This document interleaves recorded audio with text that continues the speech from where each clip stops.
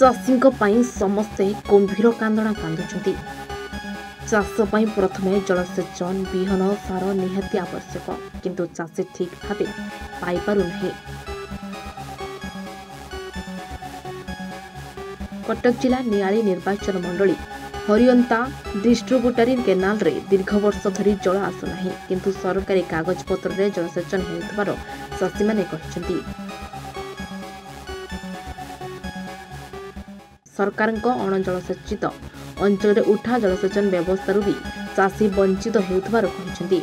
RI पाखकु पाउती काटिबाकु गले जलकर नदेले पाउती काटु नथिबार चाषी अभियोग करिसेंती। ए विषय आंचलिक विकास परिषद सभापति श्रीयुक्त केदारनाथ जेना और अंचलर चाषी भाई माने बारंग तहसीलदार को लिखित अभियोग करथिले। फलस्वरूप तहसीलदार इरिगेशन एसडीओ स्थानीय आरआई मिलित भावे तदंत करी चाषी समस्या संपर्क में पचारि बुझिथिले। अधिकारी माने यथाशीघ्र तदंत करी चाषी समस्या उपरे आलोकपात कराजिबो बोली कहिथिले।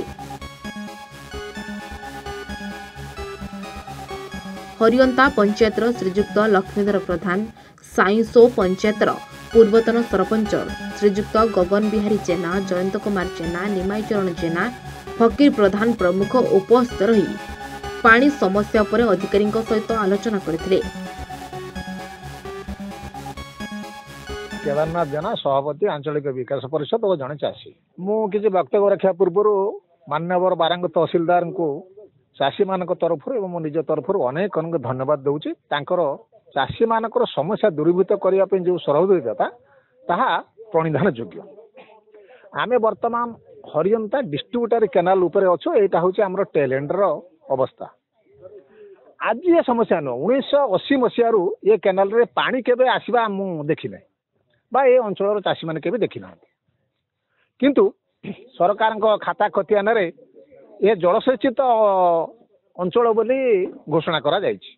जा फल प्रत्येक चाषी जेतेबेले खजना काटिया को जाउछि एवं आरआई कहउछंती जलकर व्यतीत आमे खजना नबु नाही। जल माडु नथिले मध्य अन्याय भाव सब जानी मध्य चाषी मुंड पतुची एवं जलकर विभाग अन्याय को ग्रहण करुछि। तेणु ये उभय बाबद आम एसडीओ प्रताप नगरी बारंग तहसीलदार को भेटी एवं अनुरोध करूँ से आज जॉइंट इनक्वारी कर चाषी मान सहकार मु आशा करी ये समस्या को समाधान करेंगे एवं यह को एक जल मुक्त अंचल हिसाब से घोषणा करेंगे जहाँफल चाषी मैंने बहुत सुविधा पाइबे एवं जलकर भली अन्याय पिटुनी टिकस मुक्त पाइबे।